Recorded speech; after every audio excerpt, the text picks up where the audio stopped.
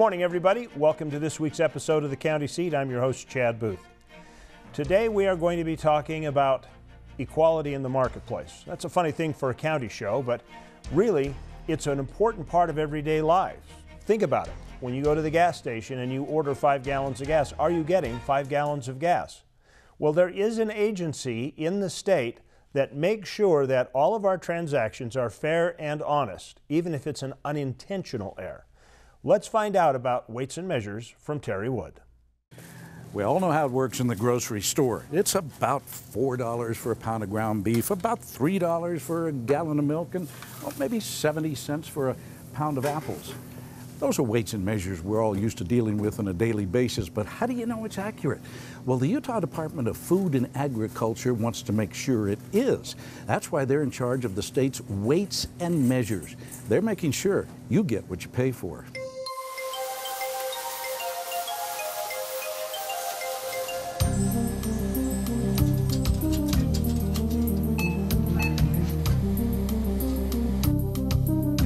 I don't think a lot of people realize that a lot of the commodities they buy, including gasoline, groceries, produce, meat, pretty much everything that's consumable commodity, we have a hand in inspecting the scales or the devices used to measure or dispense those commodities.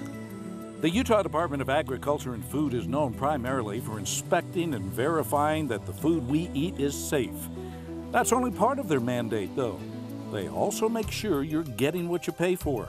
It's a service that extends from the farm to your fork, including the checkout stand.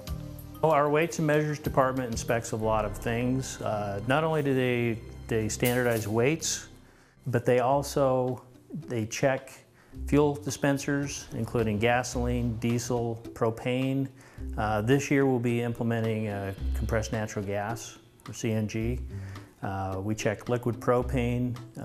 We also check scanners in grocery stores to ensure that their devices are working correctly.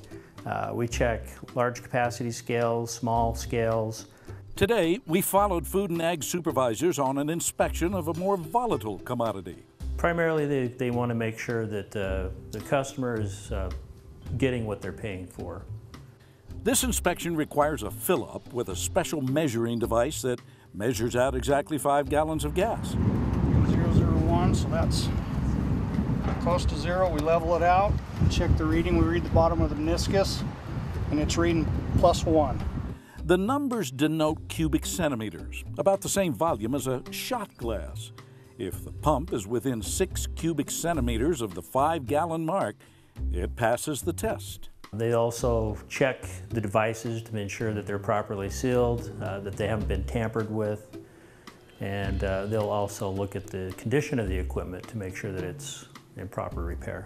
And we'll let the operator know of any deficiencies that we find. But for the most part, industry does a great job. Inspectors will also take fuel samples for further testing. Basically, when we take fuel samples here at the lab, we analyze it for octane, to make sure the customer is getting the octane rating that they're paying for. We'll check it for ethanol to ensure that the standards are correct. And we'll check the flash point for diesel fuel to make sure that the diesel fuel is adequate for diesel engines. To put it in a nutshell, people needed a means by which to trade with one another and make sure that they were getting a fair and equitable deal. And Weights and Measures has been around for that long. How you doing today? You know, since the time of Archimedes, and maybe even before, people have been measuring their transactions. They want to make sure everybody's getting a fair deal. It really doesn't matter whether you're dealing in pounds and gallons or bushels and pecks. Everybody wants to make sure they're getting what they paid for. In fact, let me pay for this now. For the county seat, I'm Terry Wood. Thanks, Terry, for that report. You know, weights and measures and calibration and protection of the marketplace has not always been part of the Department of Food and Ag. As a matter of fact, it used to be a function of the state auditor's office, but that changed several decades ago. And the funny thing is, nobody knows exactly why. But we will take up a conversation with our panelists and find out more about the challenges of keeping everything square and level in the marketplace when we come back. There is a place where the desert comes alive, where rain breaks forth from solid stone and gardens spring from blistered rock. There is a place with enough color to make a rainbow jealous, where boulders are bigger than buildings and cliffs are higher than clouds. There is a place that will straighten your step, tighten your grip, widen your eyes, and open your jaw. There is a place.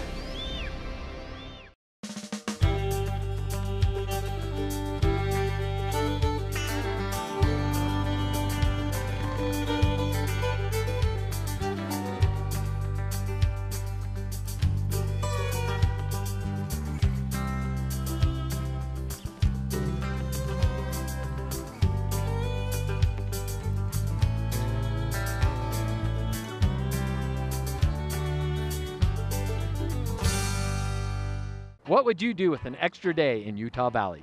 Explore the Wasatch Mountains? Snap a family photo at Bridal Veil Falls. Cool off on Utah Lake or the Prevail Rivers.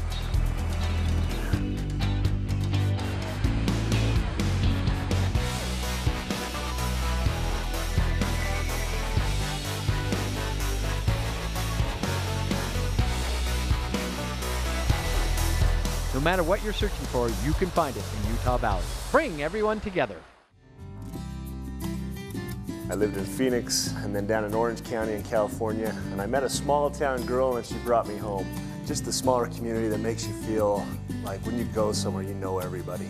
You know, the sporting programs, the dance events, all these kinds of things, you run into people you know and that care about you and your family. And that makes it just a wonderful place to have little ones like this. Isn't it time you found the balance you've been looking for? Uinta County, Utah. Welcome back to the county seat. Today we are talking about weights and measures, part of the function of the Department of Agriculture and Food here in Utah. Joining us for our conversation is Travis Waller, who's the Director of Regulatory Services, and that's a division of the department. We also have Dave Davis joining us, who is the President of the Utah Food Association and also President of the Retail Merchants Association. Gentlemen, thank you for joining us today. It's good to be with you. Excellent. Well, let's talk a little bit about the consumer side of this agency. In a day's work, what would be a typical field day in the Department of Ag?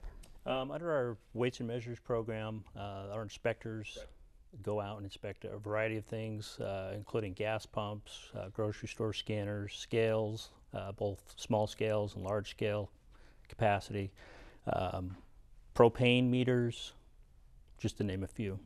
Basically, is that any commodity that is traded in the marketplace? That's correct. Any commodity that's sold by weight or a measure of some sort is regulated within the program. From your standpoint, as representing the retailers, when they see the guys coming in to do weights and measures, how do most of your retailers look at that? Well, that's a great question, and you know, it was Ronald Reagan that famously said that the scariest words in the English language is, "Hello, I'm here from the government and I'm here to help you." But I can say that our retailers have a very positive and good relationship with the Weights and Measures Department. We sell a lot of commodities, and a lot of commodities that have specific price points are sold by weight. Many of our stores are, you know, selling produce items and things like that that are dependent on weight. We have convenience stores that are out there selling gas, and we want to make sure that consumers are dispensed the appropriate amount of product based upon what they're paying for. And so I would say that as a general rule, even though this may be a bit counterintuitive, we see the Department of Agriculture and Food and the Weights and Measures Department particularly as our partners in helping us to make sure that our consumers are getting the goods and services that they're paying for. You know, this just seems as I sit here and calculate this in my head, this just seems overwhelming to me. I'm thinking there have to be 2,000 just in the Salt Lake area, 2,000 convenience stores and probably 300 grocery stores, and you know, you start adding it up, it seems to me like you can only get there once every 10 years. I mean, how long does it take? How long does it take the department to cycle through and check all the weights and measures? You know, funny you should mention that. It really is a challenge to get out to all the retail establishments, grocery stores, convenience stores, fuel stations. We try to focus on different areas at certain times of the year. The fuel stations, when it's fair weather, we're able to visit more of those facilities. In the wintertime, we switch gears and we might focus more on retail. But it is a challenge. Our goal is to visit a fuel station at minimum every 2 years. So, Chet, let me put this in context for you. Please do. I'm having a hard time grasping it. From a retail perspective, just to sort of illustrate the enormity of the task that weights and measures have. You could go into a large super center, and there might be 100,000, upwards of 100,000 different UPCs or barcodes in that single retail facility. And part of their job is to make sure that when you go into that store as a consumer, that if it says on the shelf that you're paying $2.99 for that item, when you take that up front and it scans at the scanner, that you're getting charged $2.99 for that. So our hats are off to the department, because the enormity of their task can sometimes be overwhelming. And that's why I think that it's key that there's this partnership between the retail community and the Department of Agriculture and Food. You know, to me, this is pretty much like trying to comprehend how many stars there are in the galaxy. I mean, it's just mind-boggling. It's an undaunting task. When our inspectors do go out to grocery stores and check prices and weights on commodities, obviously we can't check them all, but we'll select a few items throughout the store. We'll walk the store and just try to look for red flags on items. How do you a red flag? Well, I mean, how do you constitute a red flag? What would go through your mind saying, this ought to be checked out? You know, we'll check various commodities such as the meat case, if it's sold by the pound. We'll check the scale, make sure that it's accurate, but and we'll check to see that items that are supposed to be checked by weight are advertised by weight and not by each. When somebody has a problem, what do they do? Each pump should have a sticker on it that indicates when the pump was last checked, and also on the sticker is our phone number. So if a consumer feels as if something is wrong, they can call us and we will go out and investigate that pump or that facility. Where else will we see those stickers? You can find these stickers on scales, grocery store scales, any type of device that's used to measure a commodity that's sold in the marketplace. And I would add to that as well and encourage the consuming public out there, if you ever have an issue with pricing or you have questions about the dispensing of fuel, these types of things, I would always encourage you to go to your retailer first and to bring that to their attention. I know that our retailers put systems in place to try to make sure that pricing is accurate. But again, they have an enormous task as well, where they're dealing with hundreds of thousands of items. You have sale items that are going on, coming off of sale. But I would encourage the public, go see your retailer. These retailers are in the business of making you, the consumer, happy. And I think that you'll find a pleasant resolution most of the time when you take it to your retailer. Typically, when I go to grocery stores that I frequent, if something was on the shelf and I just say, hey, I thought that was, because I'll catch it sometimes, they'll fix it right there. So that's probably pretty good advice. We're going to shift here in just a few seconds after a commercial break. We're going to go to the industry side, as we've now talked about the consumer side, and look at the industry relationship and how the Division of Weights and Measures works with industry. So we'll be right back here on the County Seat. Stay with us. You go through the day-to-day repeating what you did yesterday. Don't you wish you could access that piece of your life that's missing? Find the beauty, serenity, family fun, or anything else that's missing from your life in the Cedar City Bryan Head area. Gain access to your adventure, whether it's camping, hiking, the arts, festivals, or just a getaway. Visit cedarcityayl.com for details on all the adventures that you can access in scenic southern Utah.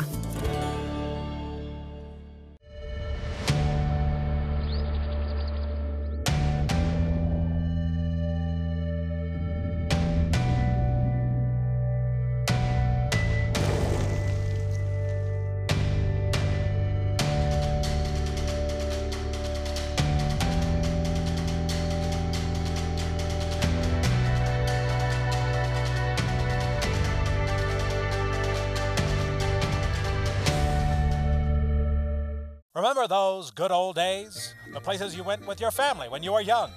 Reinvest in those old memories by making new ones. Beaver County is the perfect place to start that new tradition. Enjoy your favorite pastimes with family and friends. Connect with the history and culture of Utah in a place that's looking to the future. Modern conveniences minus the hustle and bustle of other locales. Beaver County, your adventure starts here.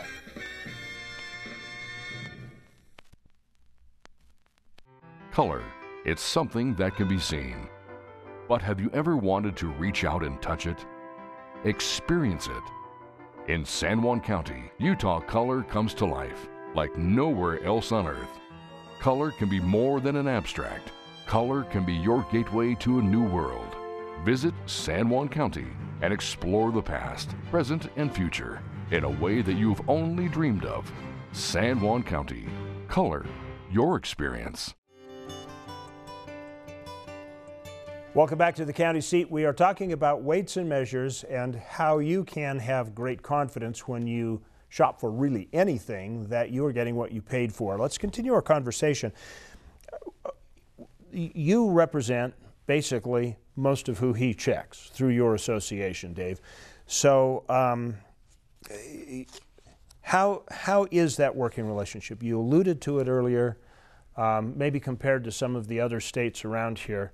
What is the climate for working back and forth with weights and measures, and basically what's the attitude of the retailers? We represent a wide variety of retailers, from grocery stores and convenience stores to big box electronic stores, and so we run a pretty wide gamut, and Travis and his team see us on a regular basis. They're in and seeing us.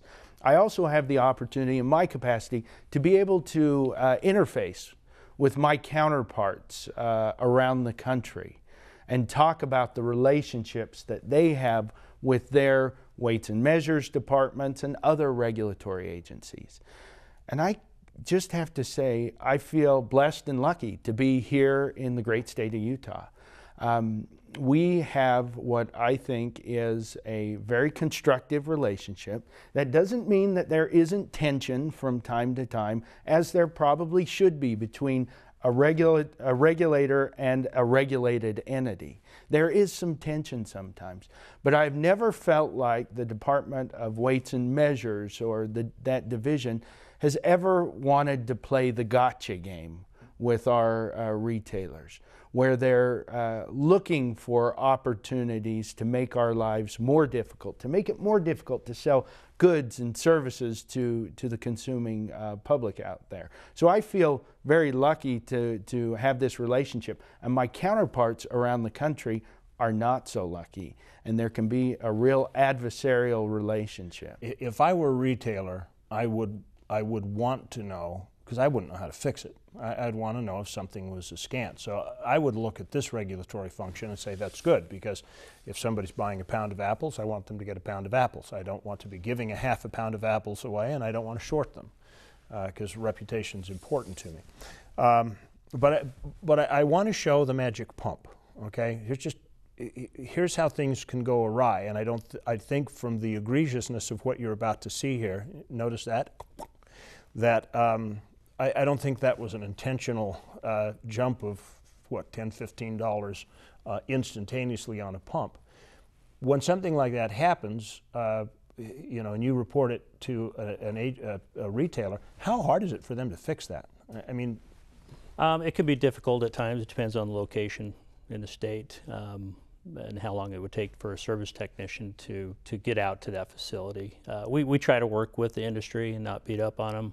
If we find an issue that's severe, such as the pump jumping, we'll ask that they shut the pump down until it can be fixed, and then we'll give them 10 business days before we return and do a follow-up inspection. And for the most part, the retailers are very cooperative, and we have a good relationship with them. And I think that cooperation is born out of a long history of dealing with a group that has been reasonable in nature. And I've always said reasonableness begets more reasonableness. And I think that our retailers are feeling comfortable that, again, we're not playing the gotcha game here. Travis and his team try to do a good job of educating, helping us to be better in delivering goods and services to the consumers out there. And I might add, from our standpoint, it's easier to develop these positive relationships and make a phone call rather than it is to go through the regulatory process. And with many of our industry partners, we have such a relationship where we can just call them up and let them know of any issues that we see. If they're uncooperative, you always have that in your quiver of arrows, so to speak? Yeah, we have that in our toolbox. If someone is uncooperative, then we take that route. Well, not only that is it more efficient, it's better for the taxpayer too. The regulatory process can be a long, drawn-out and expensive process for both the taxpayer and the retailer. So I think that this positive relationship that we've had over the years has borne fruit for the consumer and the taxpayer out there as well. Well, generally, it goes unnoticed by most of us, I'll have to admit. So, good for you. One last quick question. Yeah. How big is your staff? We have 15 inspectors on our weights and measure staff, including a fuel lab technician. That just seems like it's almost impossible to cover the whole state with that. I'm still trying to wrap my head around that one. We'll be right back with a follow-up and our conclusion here on the county seat. We'll look for you right after the commercial break. There's no need to travel far to find that perfect family adventure.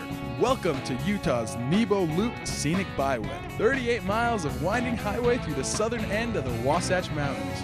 Join us in Juad County. It'll change your family forever. Imagine a unique, breathtaking cascade misting into the deep pool below. A world-renowned national scenic byway that snakes through some of the greatest views in the world. A canyon painted red by the hands of time. A land that brings the Wild West back to life. And it's all in one amazing place. Here's some advice. When visiting Bryce Canyon Country, take your time. Along Interstate 70 and Highway 89 is an area that is rich with high mountain peaks, vast forests, lakes, streams, historical sites, and a climate that is perfect for outdoor adventures, no matter what the season. Whether you visit Sevier County to catch one of the many celebrations, experience a country-style county fair, or be part of various concerts, sports, or equestrian events, you will be greeted by local residents with a smile and a welcoming hand. In the center of it all, Sevier County. There's no need to travel far to find that perfect family adventure. Welcome to Yuba Reservoir. Boating, fishing, camping, and ATV trails await your next visit. Join us in Juad County. It'll change your family forever. Kanab, base camp for your southern Utah adventures.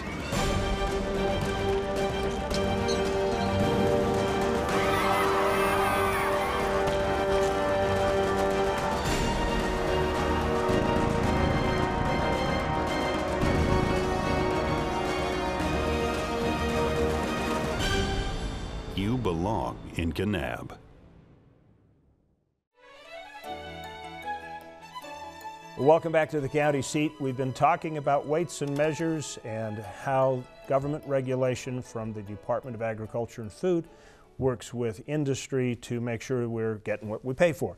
But I don't know, you might be like me. I've had a real hard time getting my head around this entire show, that there are millions of barcodes and things to be measured, and there's a staff of 15 that try and hit some every 2 years, and something that could go wrong in between.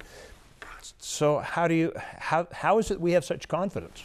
So I think that one thing that's important for the consumers to understand is the fact that our retailers have staff that are exclusively dedicated to making sure that pricing and weights and measures are done accurately within their individual stores. So we have people that are spending a fair amount of time all day, every day, if you will, for those scanning folks, that's what their primary job is. And I know that they have partnered with Travis and his team as well to help lift that burden of the enormity of the task. Yeah, in fact, we work closely with industry to train them on how to accurately calibrate those pieces of equipment and test them. In fact, we certify a lot of the equipment that they use we compare them with our standards and give them a certification to enable them to do their jobs more efficiently as well. So generally, if you're dealing with reputable retailers, we can have some assurance that it's not just that check every 2 years that you do, that there's been some interaction with the weights and standards generated by the retailer in the interim period. Absolutely. And I think that really goes to our discussions previously about the idea of a partnership, a partnership between government and the private sector. And that's really a model that I think that folks around the country should take a look at. How can, rather than being the heavy hand of government that we're here to help you, how do I partner with my private sector? And I think this has really been driven by, from a leadership perspective, by our governor, by our Commissioner Adams in the Department of Agriculture and Food, and they have set the culture for this. You know, it used to be barcodes, and then QR codes showed up. How hard is it for your department to stay up with technology? It could be difficult at times, but for the most part, we stay up on it. Just recently, the legislature approved for the department to hire a compressed natural gas inspector. As you're aware, compressed natural gas is becoming more of a popular commodity, and we did not have the means to test those facilities, but the legislature this year gave us funding to purchase equipment and a full-time employee. Thank you for joining us. Appreciate all of the input you've given us. Thank you for inviting us into your homes each and every week. We appreciate the opportunity to share what we're discovering about local government in the state of Utah. It's important for you to be involved because local government is where your life happens. So as always, I remind you, become part of the solution by being engaged. We'll look for you next week on the County Seat. Be sure to check out our social media during the week for other great tips and little bits of news. We can keep you updated there.